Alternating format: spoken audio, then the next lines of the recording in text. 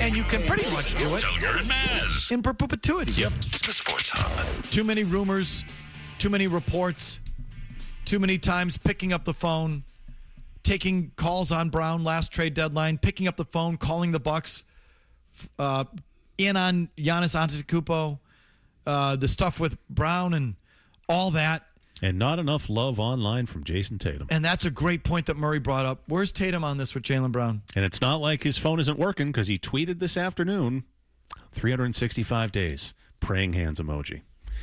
In regards to himself and the injury last year against the Knicks. Yes. Nothing about, retweeting a rumor of Brown being traded for Giannis with the eye roll emoji. Or, doing there's the gif of the Asian actor from The Hangover doing the old J.O. move, something like that. There's something he could easily retweet, but he hasn't done it. Easily. Supporting his teammate, let's keep the band together. Anything like that? Just a little hint of it? Just a whiff of it? Nope.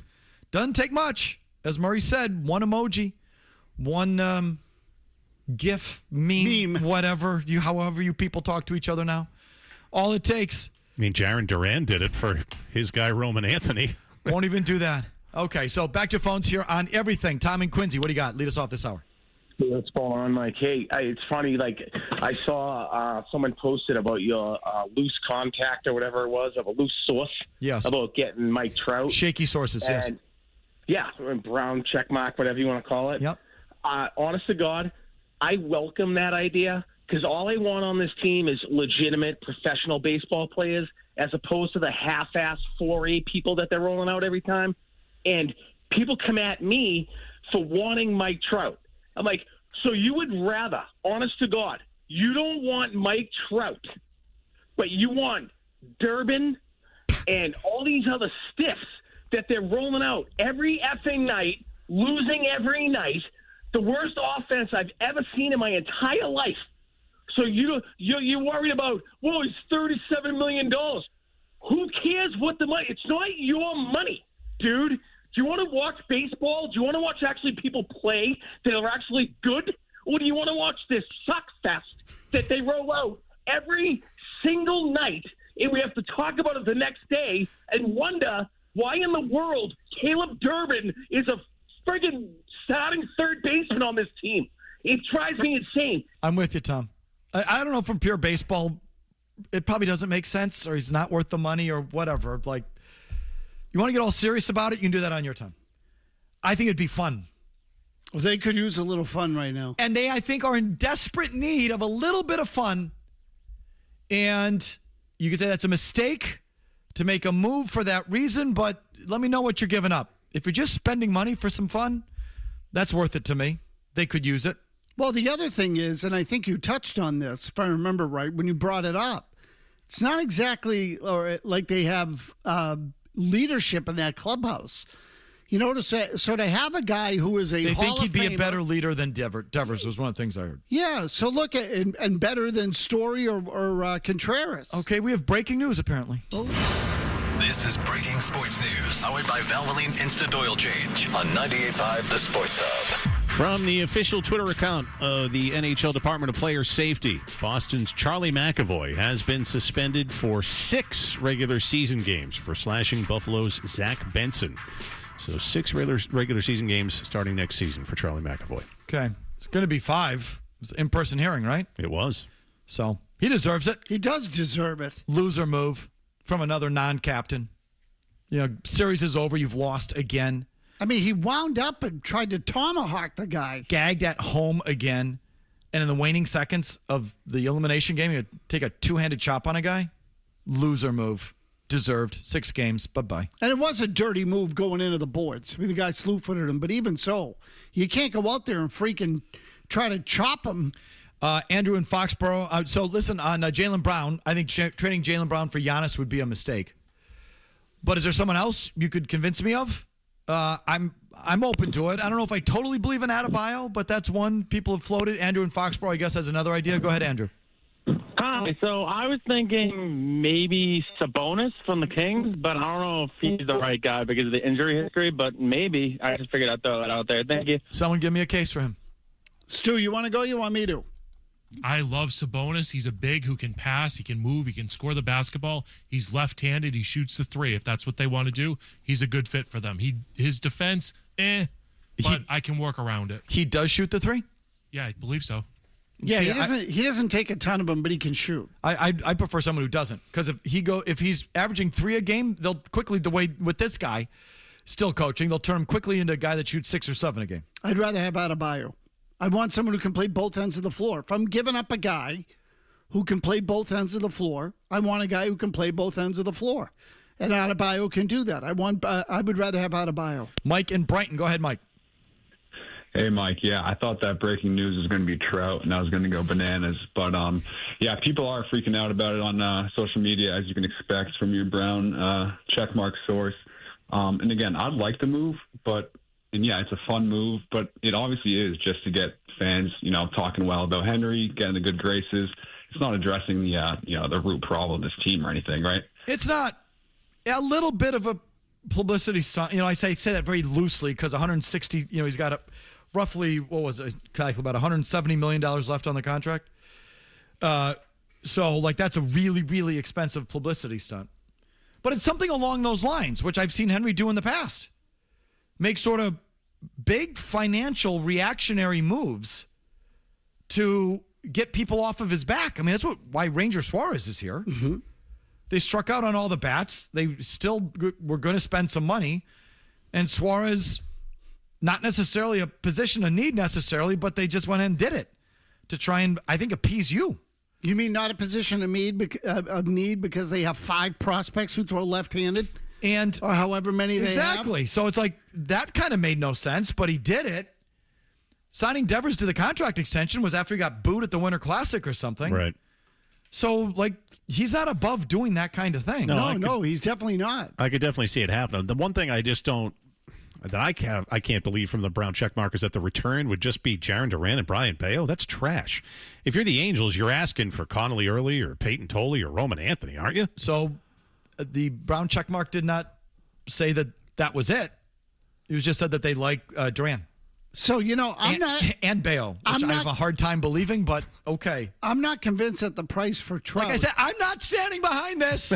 Well, you brought it up. I brought it up because I felt it was my duty to pass along what comes across my phone.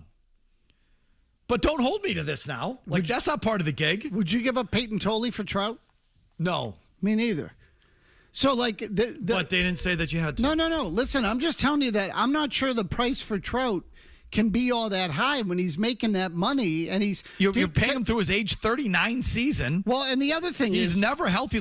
I don't know if anyone's going to give the Angels really good prospects. Exactly. But as I said, the first thing I said was what I don't believe about it is that, and I said originally, Duran, Bayo, that would be their best offer. That the Angels couldn't do better than that. They may not get a premium prospect, but they should be able to do better than those guys. Have you looked at his games played for the last 6 years? Sure, it's been in front of me all day. Starting with 2021, 36, 119, 82, 29, 130. And this year, every game, it feels like. Yeah, he has played a lot this year. And again, I left out 2020 because that was a COVID year. He played in 53 of the 60 games. But this is the 6th year since then. He has yet to get over 130, and 4 of those times he's under 100. I mean, the guy's been a freaking walking disaster. But I would still do it. Is Carabas chirping me out there? Vinny loves putting tweets in my face in the monitor here. Vinny, I'm not on Twitter for a reason. I don't need to hear what people are saying. That's why he's putting it in the monitor. I know. So I don't care to see it. But now go ahead. He puts it, so he doesn't put it on TV, but he puts it in this monitor so I can see it. And so you can react to it, so we get more content out of you. I don't choose to react on Twitter because I'm not there with you people. You people can piss on each other on Twitter all you want. That's good. Now this is that's you people. Show, so now you can that's for you. Tweet, which is what I want. I do it analog. You want to call me 617-779-0985. I demand a response to that tweet. What is his tweet again? Put it back up there, Vinny. You got to put it back up, please. I'm sorry. I don't mean to yell at you, but you got to put it up. Put it up. Yeah, dude. Felga said the Sox are going to trade for Trout Kid. So he's like I'm just some sort of townie making something up. No, I think it does sound mocking. It's definitely mocking. Definitely mocking, but does he say there's nothing to it? He does not. He doesn't, does he? So see, this is good. We get a reaction from you on this. He implies it. He implies that this is just some townie talking out of his ass. Do you know Mike Trout has never won a Gold Glove? No. Kind of overrated as an outfielder. Yeah. Which means he's perfect here. Anyway, we continue with your calls on everything right after these words. Felger. Shush. Maz. The Sports Hub. But the teams that lose out on Giannis, I wonder how many of them would call Boston and say, what would it take to get Jaylen Brown from you? That's why I think that this could be another offseason where we hear a fresh batch of Jaylen Brown trade rumors. Because even if they're not originating from the Celtics, you're going to have teams, I think, that lose out on Giannis that are looking at Boston, hearing reports of tension, wondering if there's an opportunity to go and get Jaylen Brown, who could be the number one guy. I mean, I wrote this week about the Atlanta Hawks. Jaylen is a Georgia native. Last offseason, the Celtics and Hawks did have a brief conversation about Jaylen Brown. It didn't really go anywhere. The Hawks were leery about the size of Brown's contract, which at the time was, I believe, the richest contract in NBA history. And they weren't really in a position to go all in. The Celtics were not looking to give Jaylen Brown away either, so it didn't go anywhere. But that's a team, given what happened this season, I could see getting interested in Jaylen Brown. Again, the Miamis, the Houstons, Golden State, teams that are theoretically going to be in the mix for Giannis Antetokounmpo could turn around and make a run at Jaylen Brown. Can the Celtics and Jaylen Brown survive another summer of Jaylen Brown trade rumors? Or is it too far down the road? Point of no return with Jaylen Brown. That's one of the questions that we are asking. Do you have a thought, Maz? No. 617-779-0985. Maz also talked earlier about the Vegas Golden Knights not allowing Bruce Cassidy to interview in Edmonton. Willie in the car wants to follow up on that. Go ahead, Willie. Yeah, guys. So I think it's interesting that, he had a pretty good run in Boston, right? He gets fired. I think personally the biggest mistake the Bruins have made in the past 5 years. I love Cassidy. Then he goes to Vegas, wins a cup in his first year, finishes first 2 out of 3 years. Yeah, he's backing into the playoffs, but they hire another douche in Tortorella, a worse one. So what's your Willie? What's still in the playoffs? Yeah, what's the whole point? Is that don't you think Cassidy might be? He has to be the problem, and now he's got a tie here. Like, I'm surprised you guys aren't digging into it more so than if Vrabel's going to show up at the Topsfield Fair and play ring toss with Rossini. More people care about Vrabel playing ring toss with Rossini, interesting analogy, than where Bruce Cassidy goes. I'm sorry. What? I don't even understand his point. He was just sort of giving us the oral history. What the hell is he talking about? I don't know. Cassidy's not coming back here. Jimmy and Needham. Go ahead, Jimmy. How you doing? I want to talk about the Patriots, but the first thing, the Red Sox lineup just came out, and Mickey Gasser's batting second and Giovanni Moran starting. So, what a time to be alive being a Red Sox fan. Seriously. Pretty good. About the yeah, right. It's great.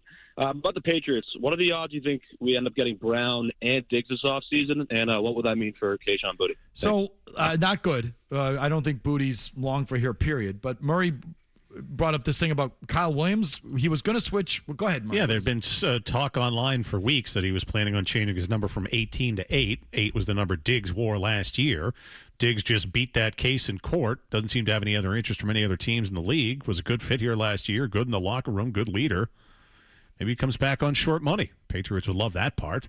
And so, yeah, your room would be Brown, Diggs, Romeo Doubs, DeMario Douglas. It's a pretty damn good wide receiver core. I love the idea of bringing Diggs back. And do you remember when they were looking at possibilities to replace him, that Vrabel made that comment about, we need to replace the efficiency? Yeah. And so that's the thing, right? Is like if you have him here just for 3rd and 6, and he can be the guy that gets you 7 yards, because getting more separation than that and, big plays, that's not going to happen with him anymore. But if you've got A.J. Brown to do that, and you brought in Dobbs, and Diggs can just work the middle of the field, why wouldn't you take that? I would take that in a minute. All in on Steph Diggs returning. I just worry that they could pay him. I can wrap my head around the thought that he'd accept the role, that he'd accept a lesser role, because what else does he got? It's not like he's got options to go somewhere and be a number one. For sure not. Maybe not even a legit number 2 somewhere. How many offers is he going to have to walk in somewhere else at this stage, after camps have already started, be the team's number 2 and make $10 or $11 million like he did last year? I can't imagine. It's too many. Not many. Is he going to have that opportunity somewhere? I don't know. If he does, he's gone. But if not, I think you might have a chance, and I would absolutely do it. But again, I think he's going to be in that $5 million range here. And I'm just pulling that number out of my ass. I just can't see them paying him real money. Well, I'm sure the Patriots would be willing to give him some game day bonuses. I'm sure that's in the cards. How about Jerry and Marblehead on Jaylen Brown? Yes, Jerry. Yes, it's amazing that Missoula still has a job. I mean, he should be the first guy to go to change this. But if they're going to go this route, I mean, they got to change something. The team's underachieving for years now. So they got to do something, and I wouldn't be opposed to it, but it shouldn't be the first thing, in my opinion. Everybody agrees something has to give. So just look at the 3 main pieces: Brown, Tatum, and the coach. So instead of firing the coach, you're going to trade one of the star players. Yeah, correct. I'd get rid of both of them. I mean, I just can't help but phrase it that way. It's like, who does that? Nobody. In any sport, never mind the NBA. Nobody. No, in fact, what you would do is get rid of the coach and not replace him. You'd fire everybody but the best players. Right. They just let them all go. Correct. I mean, that's typically what you do. Sean in Salem on Mike Trout. Go ahead, Sean. Yeah, listen, I would hate the idea of getting him just for everything it represents. You guys know it's Henry calling up Boris, ordering off the menu a big name that won't mind playing for a suckbag team, smile for the camera, be a brand ambassador, like go to all the ceremonies. It just represents everything I hate about this ownership team. It's all corporate. Okay, well, yeah, you could bash it if this Fakakta thing comes to fruition. It would also be fun and be a talker and be at least something different. It would be a different, a different. Just you'd have a star. Yeah, you'd have a star. I don't know why. I'm just trying to avoid using the word narrative. It would just be a different thing over the team. Storyline. Yes, there'd be a different storyline as opposed to just bashing the ever-loving crap out of them every day for being cheap and having no stars and being boring and moving on from big names and not replacing them. And that storyline over and over and over again, it would just be a little different. And I think they're kind of due for that. But, you know, that's obviously no reason to make the move. No. With them, the only thing I can guarantee you is if they were to make the move, it would somehow get effed up. Seriously, everything they do. Like, think of now Philly's in here. They're one of the biggest payrolls in the sport. Part of me thinks Philly's going to freaking kill the Red Sox in this series. Tampa was just in here, who's paying their players $90 million. They just killed the Red Sox. It feels like everybody who comes in just kills the Red Sox. But anyway, Angels quietly shopping him because they're sick about getting nothing for Ohtani. They're worried about him getting hurt again. They like Jaron. Braves are the favorites. Phillies have nothing to trade back, although I don't think it's as much as you guys think. He's played 130 games once in the last few years. Atlanta would be a good spot for him, too. That's a good one. Yeah, like I just can't, the names that I threw out there, I just can't believe that Angels wouldn't do better than that. Or that Trout, because he has full control. He's a 5'10 guy, obviously. He has full control. He's someone that obviously was pretty comfortable in a place like Anaheim. How would he, how would that translate to like Boston? I can't imagine he would like Boston. But then again, as I said to myself, if teams like the Phillies and the Mets were the other suitors, teams like that, who would have the balls and the money to do it, Boston is actually better than those places. Atlanta, that makes a lot of sense on a lot of fronts. They probably have a lot better offer to give, money to spend, and probably a softer landing for him. Definitely. Than a place like Boston. Definitely. But either way, we have a final segment of your thoughts, calls, and emails after Big Jim Murray gets you updated. Mike and Tony have a definite chemistry. Are they? 100%. Are they? Yes. 100. Do I stutter? Do you consider them the periodic table of sports talk? Put that in your pipe and smoke it. Sorry. We need to blow a gasket. No. Blow it, baby. Blow it. Belger and Maz. Mini lightning round, if you will. Alan in Florida. Go ahead, Alan, on the Red Sox. What do you got, Al? Okay. First, I want to just say, Maz, yesterday, you made a comment. I don't even know if you realize how hysterical it was. The only thing wrong with Story is he can't play. It just cracked me up the way you said it because it's so true. I mean... Other than that, he's great, yes. Yeah, he's a great guy. Good in the clubhouse. Real good guy. Any reason, let's not get totally mixed up with Schlittler. He only came from Walpole. They didn't know anything about him. Went to Northeastern. They didn't know anything about him. But good management. And all I can say is this what the Phillies are going to do to this team this weekend is going to be a joy to watch. Or it should be deemed illegal in 38 of the 50 states. We can only hope. I'm eager to see how it goes because, again, look, these teams are both on the same path as recently as a couple of weeks ago. The Red Sox have gone 7-6. The Phillies have gone 10-3. They have more talent.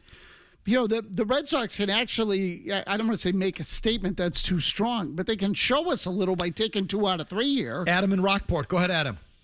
Hey, guys. I just wanted to chime in real quick on the whole Jaylen Brown-Giannis talk. I can kind of see why it makes sense for the Celtics, but for the Bucks, I just don't see it. They've got a 31-year-old star right now who doesn't want to be there. They're going to trade for another one who doesn't want to be there. If you think Jaylen Brown's going to be talking his way out of Boston, wait till he gets to Milwaukee and is on a lottery team. I don't know. Same thing, 30 years old. I don't know. Jaylen Brown will do the same thing there that he does here. He'll be a decent regular season team in Milwaukee. I don't know how many playoff rounds they'll win, but he'll have his own team, and maybe that'll be fun for him.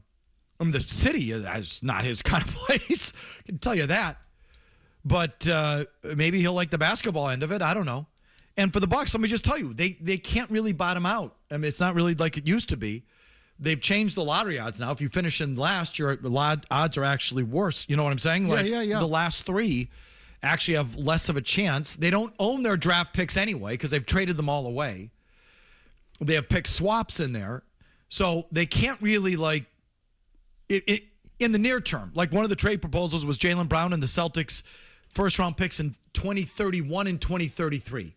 That makes sense for them because at that point, the Bucks will have control back of their draft board. They'll cycle through all the pick swaps and everything that they've traded away. And in 2031 or 2033, there's a chance the Celtics will suck. And so, that would make sense for them. But in the short term, there's no, sort of short-term draft pick turnaround on the table for them. So they might as well get a player who's going to, keep the building at least somewhat filled and give you a chance for the playoffs. And so, yeah, Brown would make sense for the Bucks. It would. Here's Scott in Attleboro on the Celtics. Go ahead, Scott. Yes, thank you very much. I know this is pie in the sky, but my thought is, what would happen if they traded Brown, and what happened if we got Cooper Flagg? Second call on Cooper Flagg. Stop permanently banned. Jeez.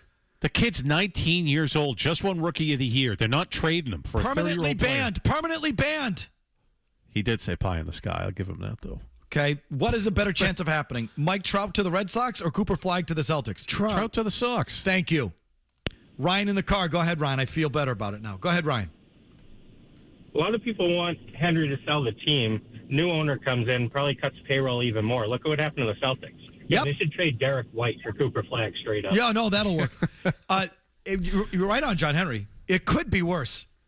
Well, how much? I know you want just another face in there and another voice. But it could be worse. It could be fully private. Well, Henry's kind of running it like a PE guy right now anyway. Yeah, he is. I mean, but again, you raise a good point. You don't know what you're going to get. I mean, so look, what I would prefer is very simple. Just go back to doing it the way you were doing it before.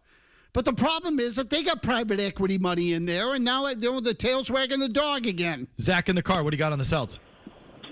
Hey, thanks for taking the call. I just don't understand why we're talking about trading Jaylen Brown and then hitching the wagon to the one guy that's had a major injury already. It just doesn't really make sense to me. Thanks, guys. Yeah, I wouldn't trade him for Giannis either. Matt in Maine finishes off here. What do you got, Matt? Yeah, guys, I think Trout would just be a great addition for the Sox. Proven loser who can show the young guys how it's done. Well done. Let's do some emails, shall we please there, Jimmy? Yeah. It's the Coleman Electric Email of the Day. It's electric. Dear Felga, I really hate you. And I think Maz is a boob. It's electric. The Coleman Electric Email of the Day. It's electric. Send yours to Felger at 985thesportshub.com. Email of the day brought to you by Coleman Electric, a bunch of really good electricians helping homeowners like you.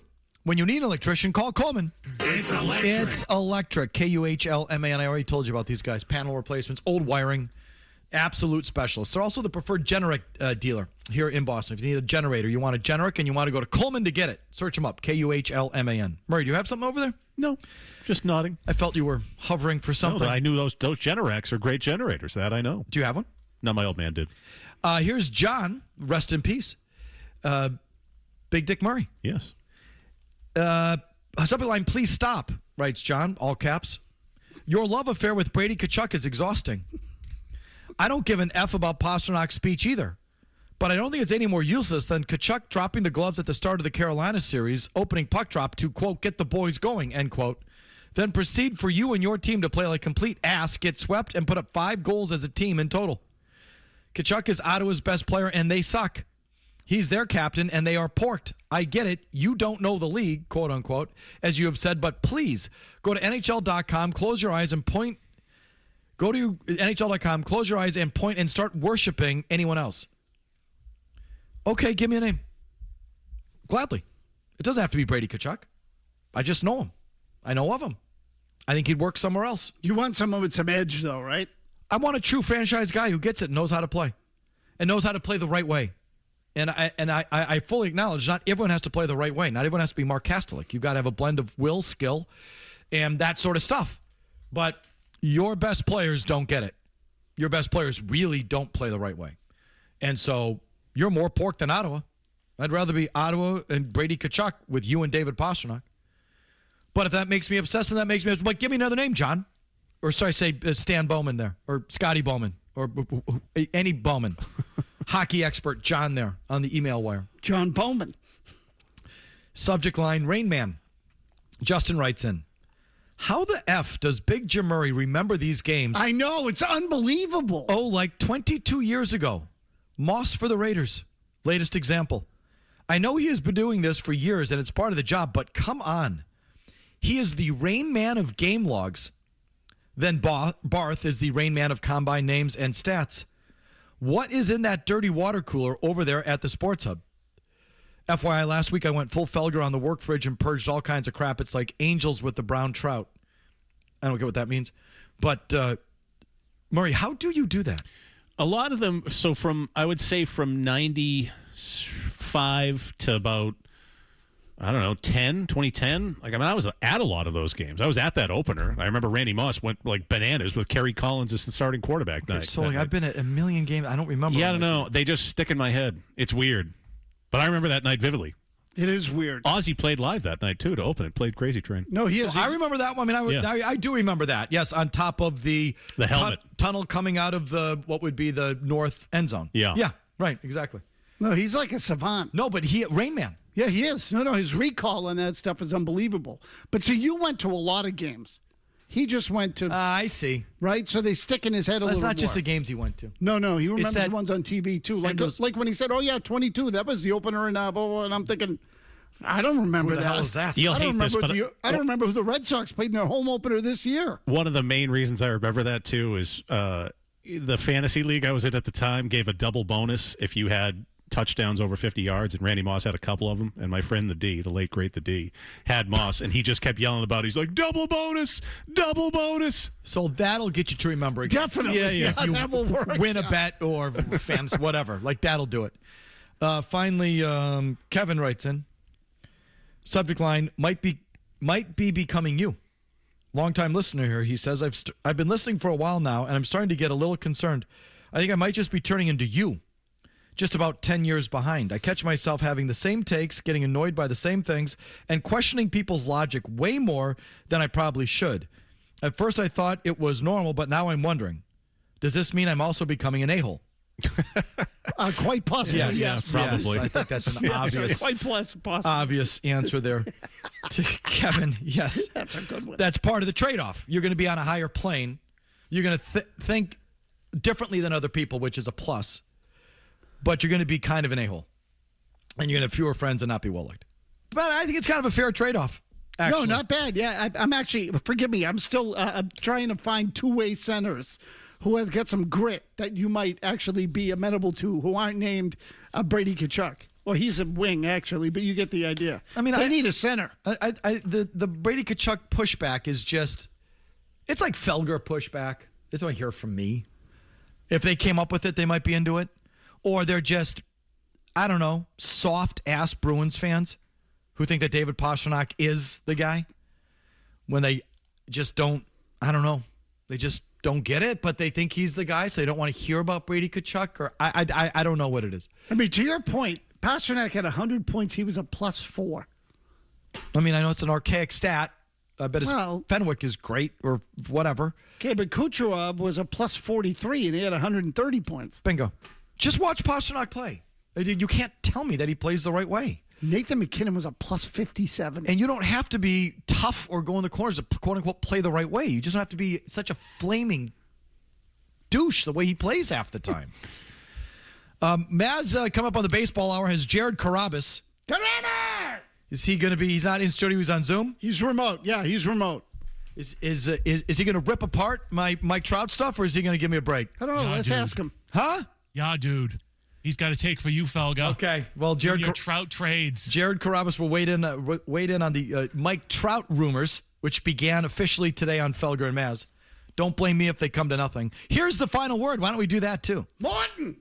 Hey, it's Felger here. Now on Felger and Maz.